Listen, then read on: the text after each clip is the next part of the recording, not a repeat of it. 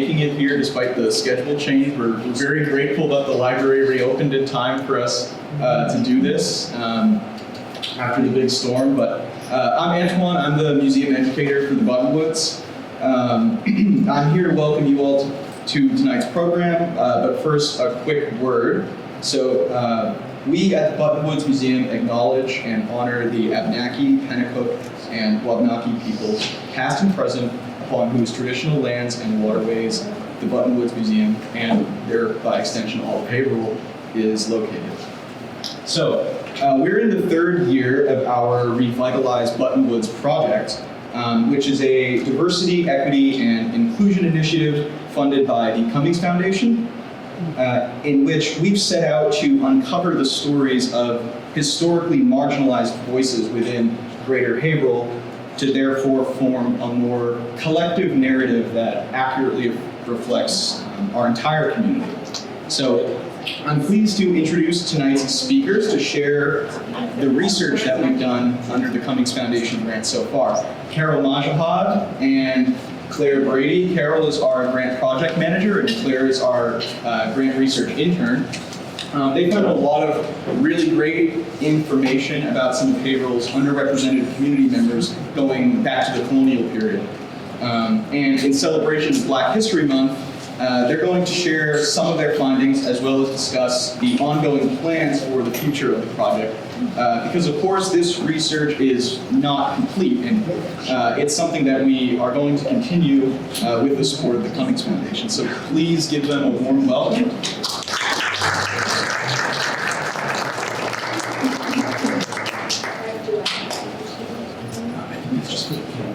Okay. All right. Well, again, thank you, Antoine, and thank you everyone for coming out tonight. And again, being patient with the change of date and all of that. I think the most important thing that Antoine said, not that what he always said wasn't important, is the fact this is a work in progress. In fact, it's a progress report because virtually when we started, there was information in the computer at the Buttonwoods that various people had collected, but there were no sources particularly, and it was sort of a bit here and a bit here and a bit there. And so as the project director, my goal was to actually put things together. Yes, before we start just like with PBS over here. This program has been made possible by the Cummings Foundation's ongoing support of stories from the past, rediscovering Haverhill's lost voices, and also the Haverhill Public Library Special Collections. Supposed to be Becky Geller, Head of Archival and Special Collection Services, and Liz Smith, Reference Special Collection and Tech Services. Without them, we would not have been able to do this. I mean, all of Buttonwood's archival materials are here in special collections, and so they're helping us in great. And of course, the library allowing us to have a lecture here tonight is also something that should be noted. All right, so the first thing that I came in to do, because I come from a museum background, I was the director, educator, and many other things at the North Andover Historic Site before retiring, is what do museums do? Because we're always looking for the best practice. What do we do with all this material?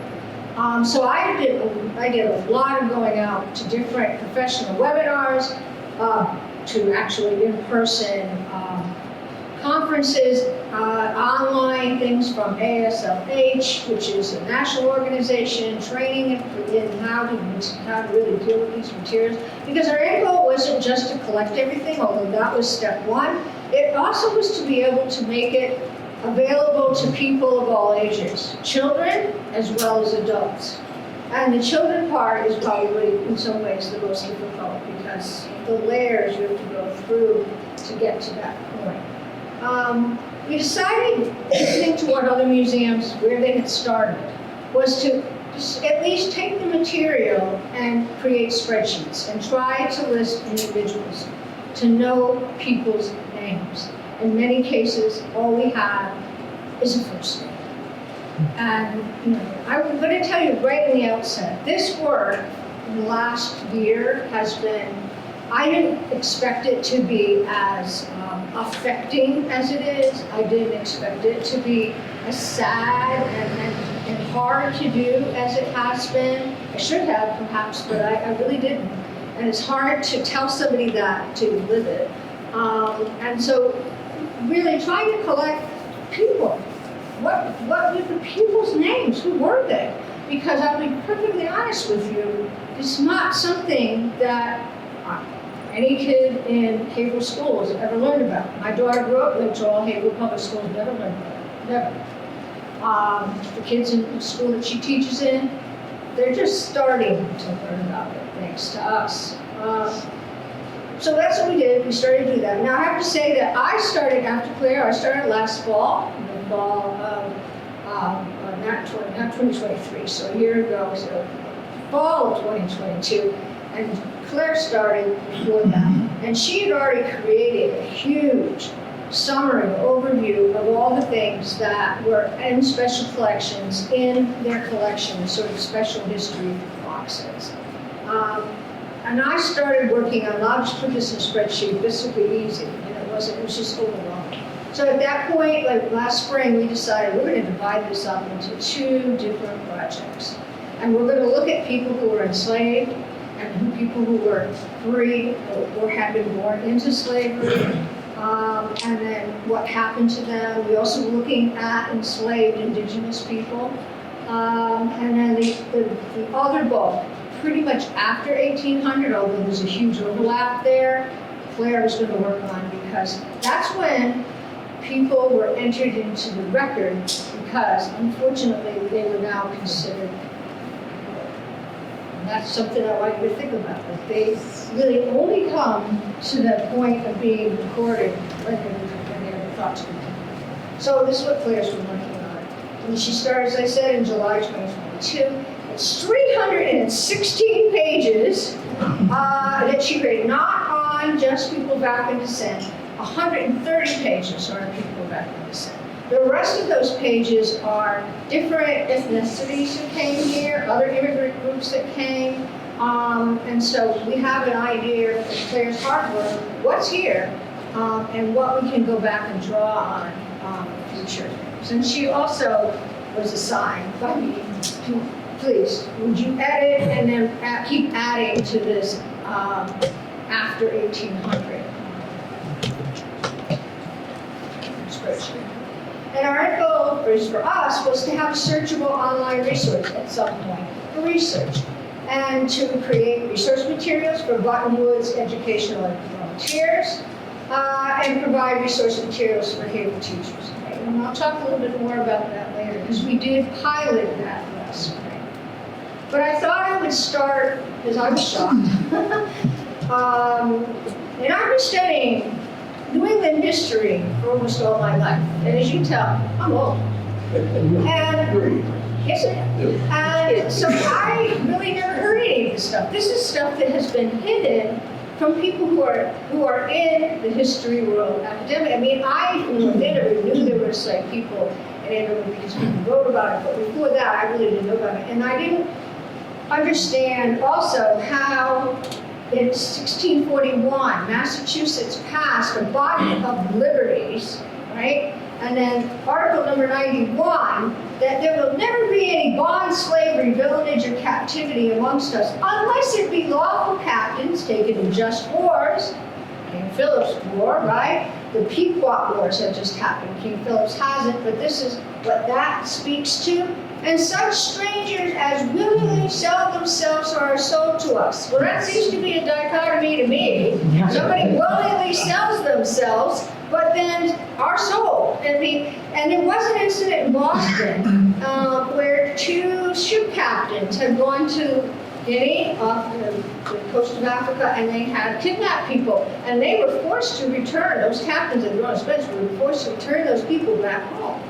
And so this is the interesting sort of, they didn't really know what to do, except that they did, in my view, the wrong thing.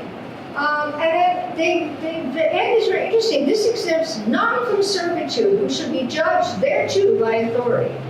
So basically, they could have walked down the street and said, well, today we don't like people with gray hair. So there you go. I mean, that's how broad this is painted. And it's scary when you think about it. And these are our Puritans, the ones that we think about as coming for great religious purposes. Great religious purposes. So the first thing we did was create spreadsheets, right? And this is here for decorative. There's no pictures on my part because we don't really have any. So this is what I was talking about with Claire. This is an example from the very first page of what she did with the African American material. And it just goes on and on. And I said there's 130 pages, but the other day I was going through it looking for something else and realized that there's little bits and pieces at the end of the 316 pages, so this way. And so she went through and summarized all the things that were in special collections in these boxes. So that was a pretty, that was a huge undertaking. And I cannot thank her enough for all of that. So then I went in, and I'm not expecting you to read this, okay? So I went in, and my first thing is, well, I'm going to divide between Haverhill and Bradford, because of course, up till January 1st, 1897, they were separate towns, right? So they have separate records, they have separate things to look at. But in the overall history of who we are now, it's important to look at both towns. And of course, Bradford would include East Bradford, which is now Groveland, so we're talking about that as well. So I made this list, and I said, well, I'm going to go through and look at all the people in Bradford who actually were enslavers. And then I went to a wonderful conference by Atlantic Black Box, which is a non-profit charitable group up in Maine, who's really dedicated to the study of all of this. And they had a wonderful seminar at night, and the people who were there, who were the speakers, were really people who've been researching this at a very high level for a very long time. And one woman who was an artist off Cape Cod said that she stopped thinking about the enslavers, and now she wants to put the focus on the people who were enslaved. And I said, well, yeah, that. Why didn't I think that? I was the smartest person. I just never went out and just stayed there for a second. Sorry that it went on the floor, because unfortunately, did you use PowerPoint or interesting? Is that the way you've done mine? There's actually a list that goes around. And so I think we're missing a few of the names, but I want just for a moment for you to look at the people. We have one person, John Gold. We have the second name. And if the list went around, there should be Prince, that you see is generally known as Prince Davis. Very interesting story. There's two Caesars spelled with the S-E-S-E-R, and there's another Caesar. And it's hard because the names are often the same, and because, honestly, people destroy documents, and there's been many instances of this documented in other places. It's hard to say that Caesar and that Caesar are the same person. And I also want to say that where are we getting these names from? We're getting them from the only public records that will record people who were enslaved are people who are baptized. And there was a great clash of people to make themselves feel much better from about 1730 to 1760, who, because again, the Puritan clergy is getting a little nervous about fingers pointing at them, said we should be baptizing the people under our care. So many people baptized their enslaved people, but not everybody. And that's the only way your record's in there. And sometimes it'll say it's a child, but other times it won't. So we don't know how old the people are. Some people, at the end of their life, show up as in the death record, but very few. And so it's very hard to just paint a picture. There's very, very few records of marriages. So that's something else that's, I think, very frustrating, is that it is very difficult to even get all of the names. And then here's our known enslavers in Bradford, all right? And then, I don't know if the next list is going to do the same thing. Yes, it did. Interesting, because I don't know why I had it in column, so that's what I don't understand. But if you see over here, we have Cisco or Cisco Dana, and they're larger print. That's because we know that those two individuals who were enslaved by Deacon Thomas Carleton And may I just say that when you find histories that talk about churches and ministers, they're very proud to say how many enslaved people each of these clergy had. It was quite eye-opening when you start to look at it. But Dina and Cisco were married. There's a record of Cisco being baptized and actually becoming a full member of the church in Bradford. Dina, there's really no record that showed up for her to be baptized, but each one of her children were baptized, and one of their children, Joel, becomes kind of a folk person. Slavery ends. Again, in Massachusetts, slavery never really ends. Slavery kind of goes away because enough people do lawsuits, and it's not that Constitution that sets everybody free. It's the lawsuits, and finally the legislature, about 10 years later, goes, okay, we're not even going to hear any more cases. It's sort of, they didn't say it wasn't legal, they just said, we're not going to hear any more cases. So the matter is settled. And at that point, there were still people who were in their wills, willing other human beings to their wives and children. And so Joel ends up being the sexton of that church. He's very well known around the academy. And we hear stories about him, which I'm not going to repeat to you because they are demeaning truth. All right, so we did try, or I did, because last year Antoine wasn't here and Jen had left. So I was also the interim educator here. So we were trying, this was easy because then I only had to ask me, would you like to use these? Sure. And I said yes. So we tried to come up, this was our very first attempt. And so there's a lot of work to be done. And again, because I was trying to work both projects, we started with simple people, we'll say.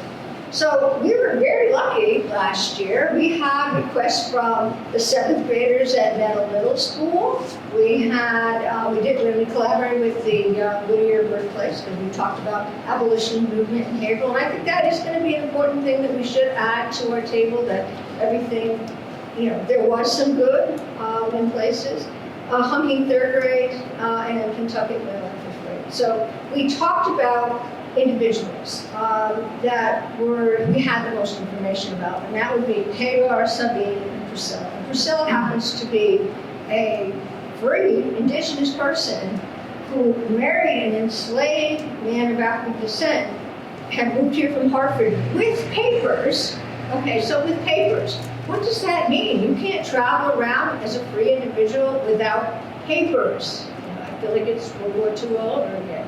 So she got sold. They sold her.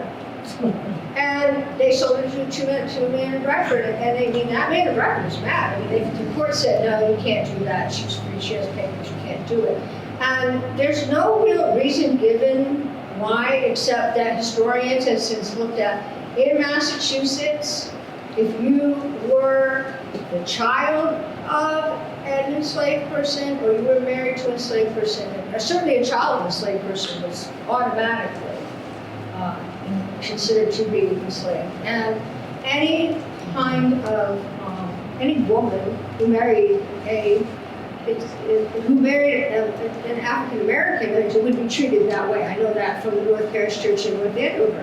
You sat with, that's where you sat, and you were no longer sitting with the rest of the congregation. So Hagar was our first person. Now, this little image I am using under the educational, you can use it for education as long as you're not printing it or publicizing it. I don't have any right, I don't know who this artist is anymore. She did this art for a travel log that was appeared in one of those online blogs. But that's her rendition of Hagar. And I'm not going to read this whole thing to you. But what we tried to do was to unfold the story from different sources, to tell parts of the story from different primary sources, and then ask questions. Why would Hagar if Hagar's, why would Hagar do this? And most children are going to say because they're children and she was taking care of them. It's right answer in my mind. But there is also the other side. This was during the indigenous conflict that became known as Bloody Sunday, right? And so this is a time when if you had an opportunity to escape, this might have been it. But instead, Hagar took these two girls down to the root cellar and kept them safe underneath some of the food storage. They were supposed to be in meat containers. I've heard all kinds of things. So it's interesting. By the time we get to Merritt's history in 1832, and he was nowhere around, Hagar becomes a heroine. Like, look, isn't this wonderful? This enslaved person has helped us. And again, I'm not going to read it because you can see I put warnings on every single piece that we have up here because the language from that time is not something that we would find suitable today. And we have all this detail. Why does this account have so much detail? Well, because Merritt liked a good story. That's probably the answer. And then Drake's history of Boston, it gets to that point. He talks about this incident as well. In a memorial address about Haverhill, we hear it again. And you have to start thinking, why is this person, because for one thing, think about the time period. At this point, we're heading towards the Civil War, and the whole issue of slavery is becoming touchy. And the last thing the North really wants to say is, yeah, we did that too. So they're trying to say, look, when we did it, we were so kind. And that was the purpose behind all of this stuff. And so they're telling, it's interesting because there is another person who is in this root cellar.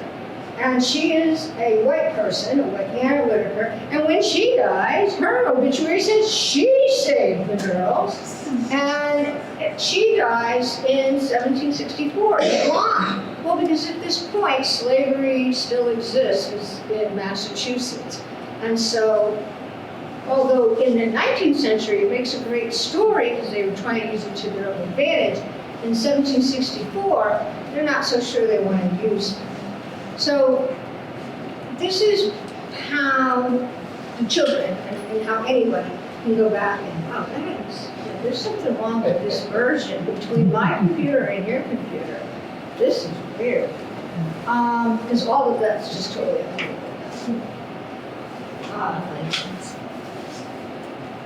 It's just yeah, it should.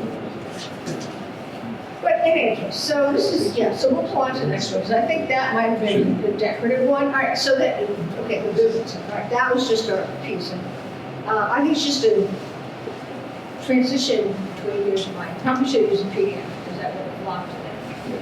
So anyway, so now we go back, and now we're in 1709. So that was 1708, this is 1709.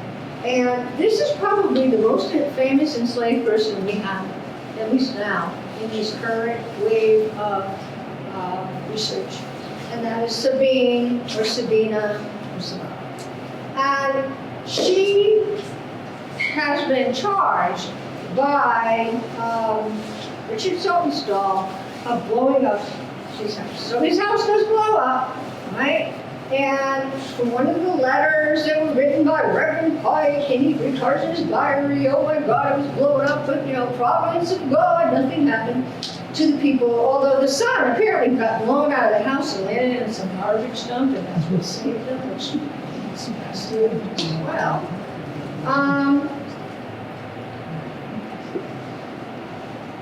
And by the time we get to 1860, because Sabine had committed an act of resistance, Chase is not as happy about her, not going to write her glowing glories and leave Merritt, because he takes this pretty much from Merritt. The father writing his own. This goes on. And I mean, you think about the whole idea. If Sabine actually did this, so it was laying out powder and laying a fuse and all of this, you have to have some pretty good skills. And so he just, he doesn't, he's sort of just, he's surprised and very. Saltonstall, of course, does take the matter to court, and Sabine is actually indicted But when they go to take it to trial, her supposed accomplice is just let go. There's no proof. And I think they accused him because he was a man, even though he was an enslaved person, he was a male enslaved person and not a female, so he must know more than she without setting in charge. And also, there's no, all of a sudden, there's nothing. Now, she was supposedly, according to Chase and nobody else, was accused of taking a 100-pound note, and that she was so severely reprimanded that this is why she tried to blow the house up, and that may or may not be true. But it's so interesting that after all of this time and with all of this proof that Saltonstall brought, they would not find her guilty. So again, there was a wonderful thesis written for a master's degree by Miss Minicello, who makes who goes back and looks at the stories that show up in Hebrew lore, and that there were sort of, suggestions, well, maybe it was more than just getting severely chastised for stealing a 100-pound note. Perhaps something else was going on in that household that was even more egregious and shocked even those judges in this court, and they went, no, we're not going to prosecute her for that. So that's one of the great, this in my mind is one of the great stories. Hagar is wonderful and admirable, and I don't want to take anything away from her. But Sabine is my favorite. And then my last one, and I'm going to let her talk about is that we're trying to, of course, connect it to the site of Buttonwoods, which, as you just heard, is where the Saltonstalls were. No one really knows what it looked like. That little image is interesting. It's from here, but it's actually it's a Hebrew Gazette photo of a needlepoint that belongs to Buttonwoods. So that's, it is actually of Buttonwoods, and it's a very fanciful shot. But this, I think, is fascinating. I found this by accident because Tom, back there, Tom Spitaleri, who also works at Buttonwoods, said one day, here's some stuff on the Saltonstalls. And among certain researchers, particularly Carol Katsulis and other people in the past, because it was kind of old files, I found copies of things, and the Saltonstalls were very good about publishing things in their book, except when they didn't want to. So they put all these in there with this inventory. And this inventory is, you see, the will of Elizabeth Ward Saltonstall, the wife of and she dies, and her will is probated, and her inventory taken in 1714. And I'm reading down the list, and all of a sudden I get to the bottom, and what do I see? Can you read it? It says, to a servant, boy, and girl at 15 pounds. And that made, and still does, my blood just. It made me stop. And I went out and I did find a digital copy of the will that would actually show up on the slide. And this is what I mean about heartbreaking. And I will say that the more I look into the little casual remarks that are in the Saltonstall paper, I think there's a lot more to do. There is a big, long introduction to the book, which I used extensively when I was looking for Saltonstalls involved in the witch trials. There's also another comment that Richard Saltonstall, the son of Nathaniel, before his marriage, was living in Haverhill with his father. And he was sent to Boston with his man William, and they were going to check on an apprentice girl, Norca. Now, apprentice back then could mean many things, but there usually weren't too many female apprentices. But there was, by this time, 1698, a lot of indigenous people who were set up in homes as apprentices, but some of them never were let go. Some were let go at age 25, some at 30, depending. But when it says his man William, obviously I can't swear to stuff the Bible is what that means, but I think it bears a lot of investigation. I think the Saltonstalls have a lot more to do with this than they left record school or that we found record school. And now I'm going to send it over to Claire. Righty.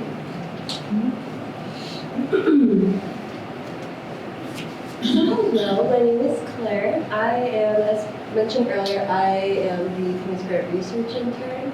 I've been working on this project since 2022, and it's really it's become a passion project of mine. The more I research, the more interested I become, and the more I want to make sure that these stories are told. For too long, these stories have been pushed to the sidelines, and I think it's really important when we're talking about telling behavioral stories that all stories are a part of that, including African American stories, because there's been a lot of people who have made huge contributions into the city and what it is today. And I think, by doing this research, we can kind of help weave those stories into the fabric of our city. So one of the big tasks that I undertook is developing biographical data. Now, what is biographical data? Because I worked the 1800s onwards, that's when really the hype of newspapers, we start getting more detailed records. Unfortunately, Carol only really had to work from church records, but now from 1800s moving onwards, we have more standardized birth certificates or birth records, death records, marriage records. The census is also huge, and so by taking that information, what we can do is create what I like to call biographical profiles of people. And by doing that, that makes this information a lot more accessible to the public. Because I know if I didn't have really a background in history, looking at all these records, it's a lot of information to take in. So by making, for example, I have this one of John Henry Coates. It's just a little blurb. Of course, it doesn't have all the detail that we could fit in, but it's enough to kind of give people a sense of who they were and what their life was like. And so currently I have the spreadsheet. I have over 630 people on that spreadsheet at the moment.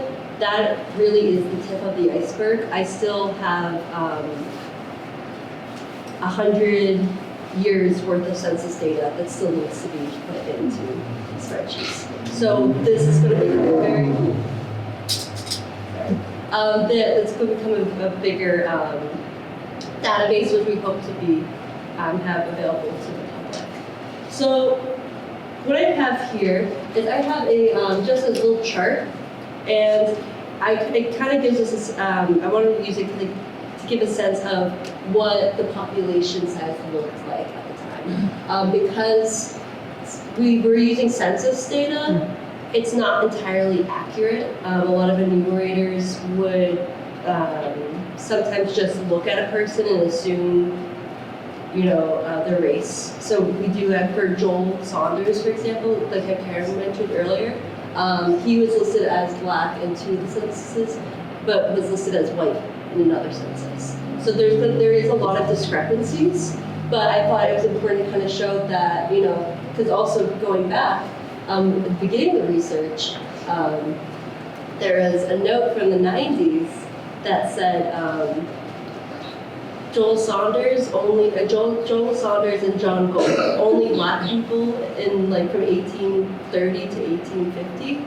And I was like, that doesn't make sense, because that's not how just people in general work. People are moving in and out. People, I'm sure that, over time, people are moving into Haverhill, moving out of Haverhill.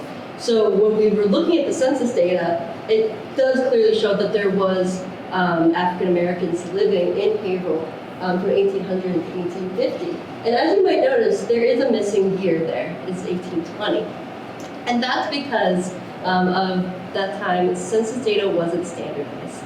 So Bradford had their own standardized, column system that they used that did not match anything to what other cities were using. So besides just being able to see Joel Saunders' name, we don't really have an idea of how many people were living there at the time.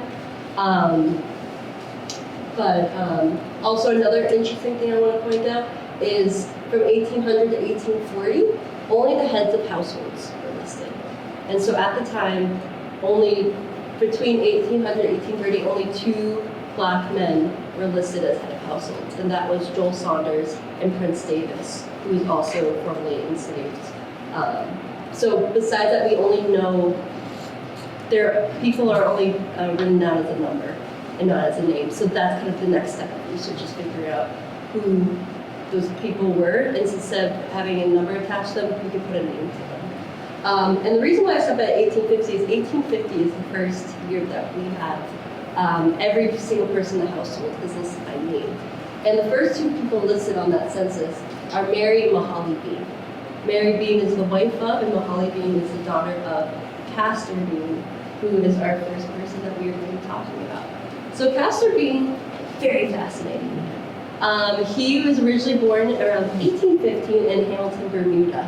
And he came over to the United States probably between the years of 1834 to 1845. Or sorry, 1835 to 1845. He married his wife, Mary Ann Francis, who's from Byfield, in 1845, and they moved to Haverhill. And so,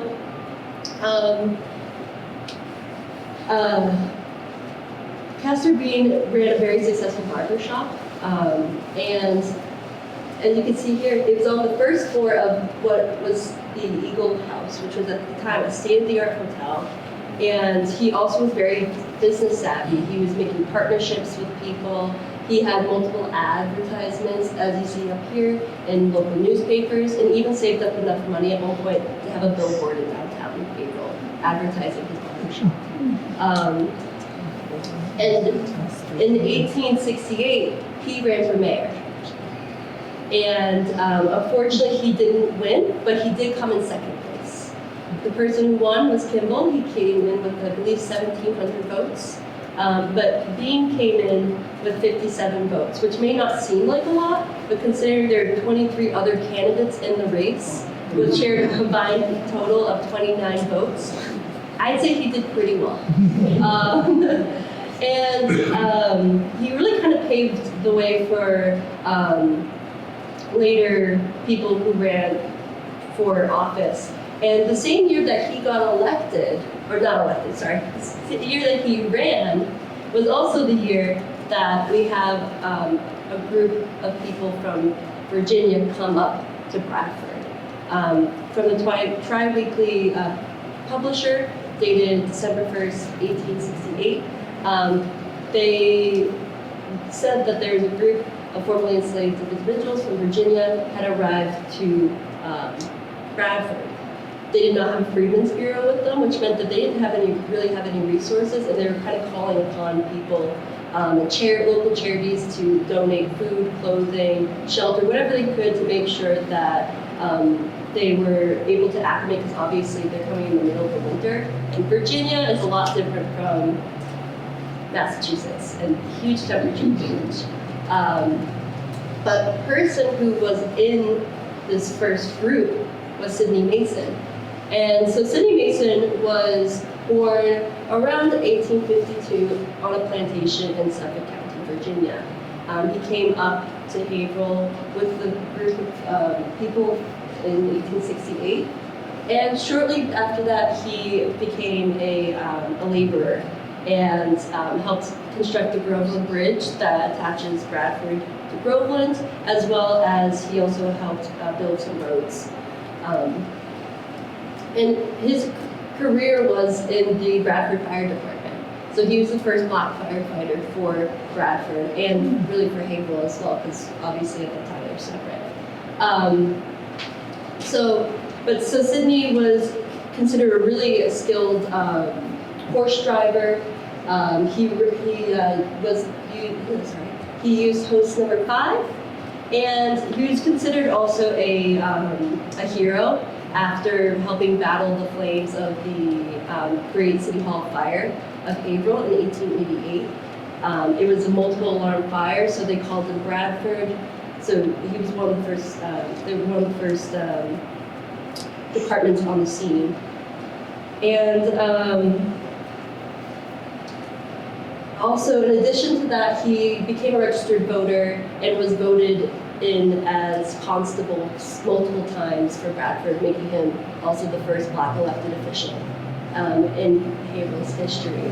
And as constable, he was kind of in charge. I would say he's kind of like an auxiliary police officer, making sure, especially during big celebrations. I know they specifically mentioned like 4th of July, kind of helping making sure traffic wasn't getting too crazy, that people were, not getting, too inebriated and making a scene. And from his obituary, it said that he was a very cool-headed, on his toes, and overall a very well-beloved member of his community. In addition to this, he's also one of the founders of Calvary Baptist Church. I believe he held one of their services, one of the first services in his household in 1871. And for those who don't know, Calvary Baptist Church is the oldest historically Black Baptist church in the Merrimack Valley. And so, he was a lifelong member of it, I believe. And so, he was like a huge part of the community, and I really do think, he helped kind of shape Bradford as, someone who was a big part of the community, as well as really coming around to organize and support. So our next person that we're going to talk about is William Bill Mobley. He was a very successful entrepreneur in Haverhill. He was originally from Richmond, Kentucky, and came up to Haverhill with very little money in his pocket, but he heard that there's economic opportunity for him. So he's like, let's try it, let's see what happens. And he started off by shining shoes on the side of the street with a little booth. And he did that for a little while, and eventually he saved up enough money to open a storefront, Professor Bill Artist Boot Black, on 116 Washington Street. And so where this was, it was like in the prime location, right next to the railroads. So you got people coming who were going into Boston, so like really powerful industrialists, politicians, just people walking by. And that really became, he really developed a lot of connections with people. He was kind of like the original networker. He knew everybody, everybody knew him, and many of powerful Haverhill politicians, as well as lawyers, were also his friends. So he definitely had a lot of really powerful connections. In addition to that, he's also an employer for members of the Black community.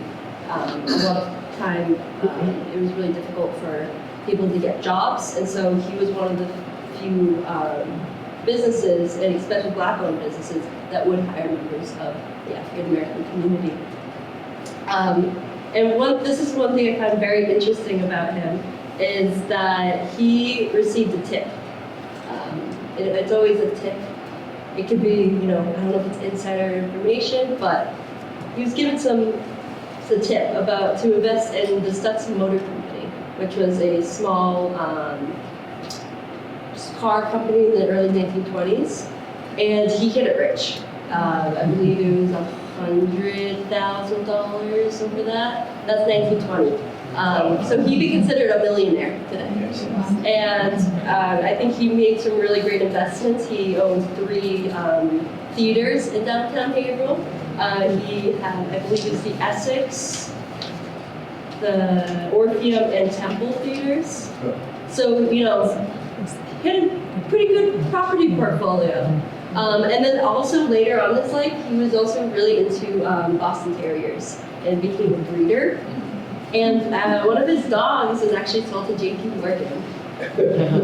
So that also shows like the really powerful connections that he had, because not everyone could just sell a dog to J.P. Morgan.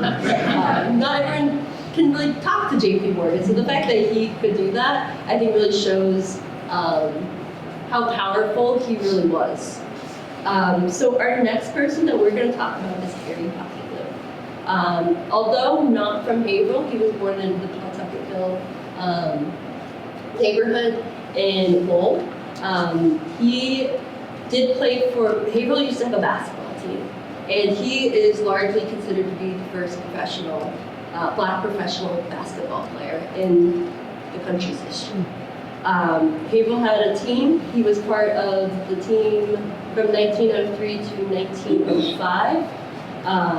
He was very well beloved by fans, however, not so much on the court.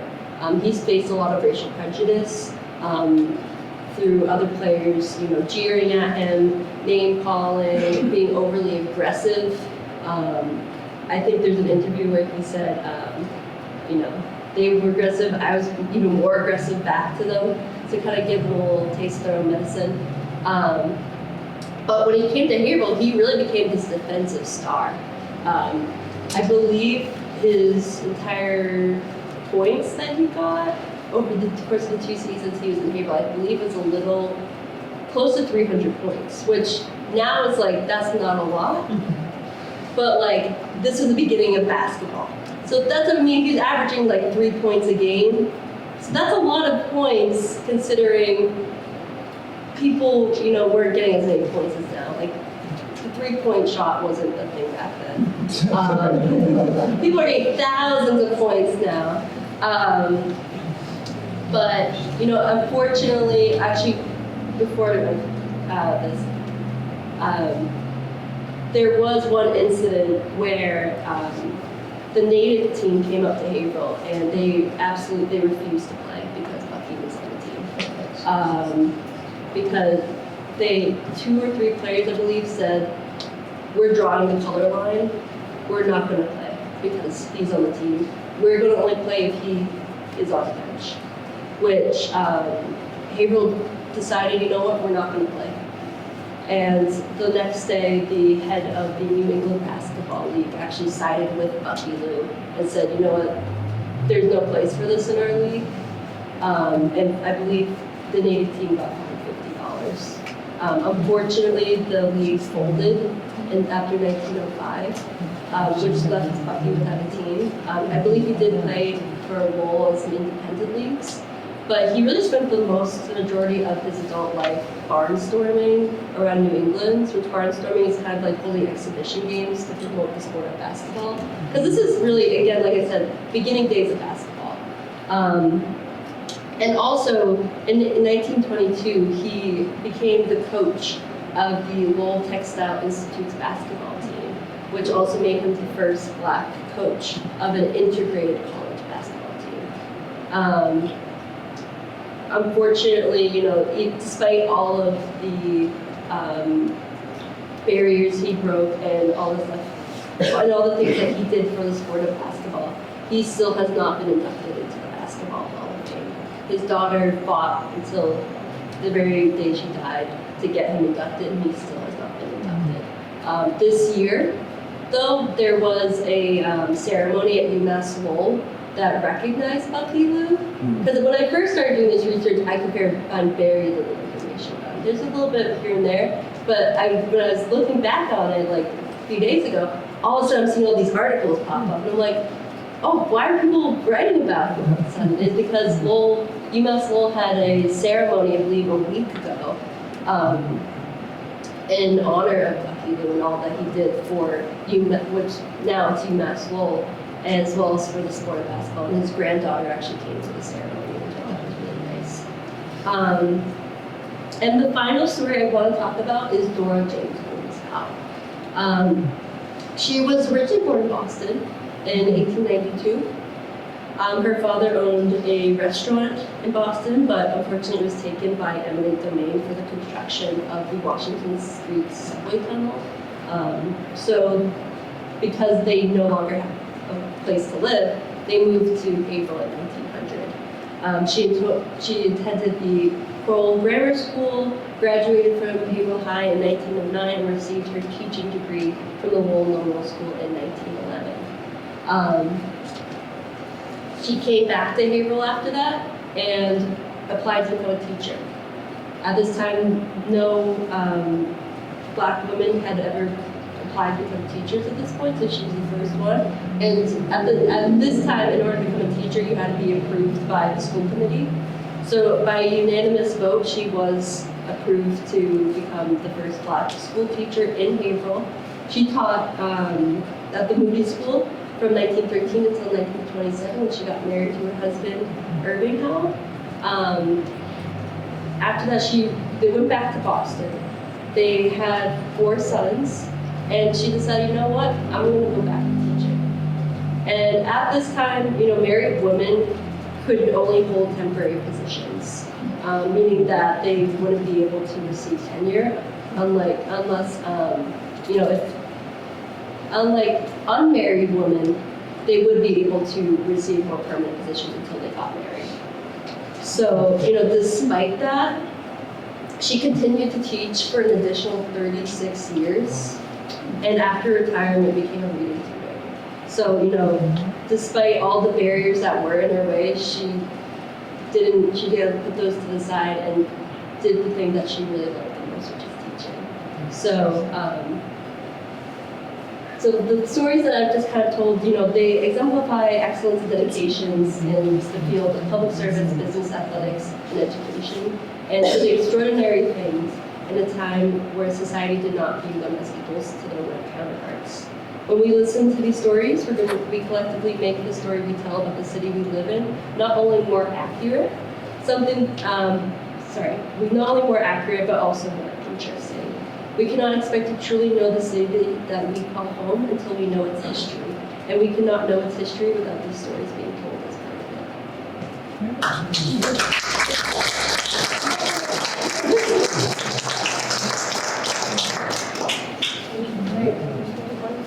So we're just going to end with this, and this is because, again, this is our progress report. We want to report on the fact that we recognize that we just don't have all the information, that particularly in the earlier periods, it was just so arbitrary about what was recorded and what was not, what was hidden, what was destroyed, what was not remembered. And we are going to continue to look for that. We are interested in locating some of these communities, early communities, that were made up of free blacks or people who had been enslaved and then are not enslaved, like Joel or like Prince Davis. Were there other people who are going to gather around them? We don't know, so I can stand up here and say, this is something we have to look into. We do want to develop additional teacher resources, and we really want to look into, because what we have at Buttonwood is an historic site. We don't have the Salt and Stone House, but we do have the Duncan House. And the Duncans were merchants, they shipped things. And there's absolutely nobody in the 19th century or and the 18th century who were in the shipping business who did not have touched that transatlantic slave trade. So that's something we're going to talk about. Not to be pointing fingers, but to just bring forward the fact that the act of everyday life, someone goes to the store and buys white sugar, is part of that whole problem. So I think that's something that we're looking at. And then, again, as we said, we would like, at some point, when all of our work is as complete as we think it can be, at least for now, we would like to make it available to people online. How, where, not sure, but maybe it's through the library resources, since the materials are here, maybe it's through however it happens. It would be nice that all of this work that was done, and particularly Blair's 600 names, I don't have that many, because yes, it would be nice to find, I have about 100 names, can be available, what we know, and then people can add to it, or they can, they can take something of value from it. So thank you very much for coming out tonight, and for being part of this discussion. Thank you.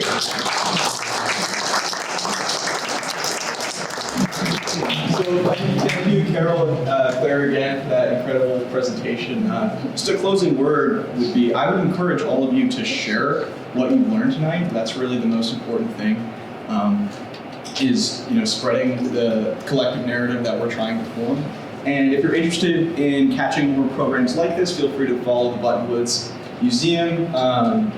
You can follow us on Facebook for updates, and of course come by the museum if you'd like to get involved. So thank you again for coming. Have a great night.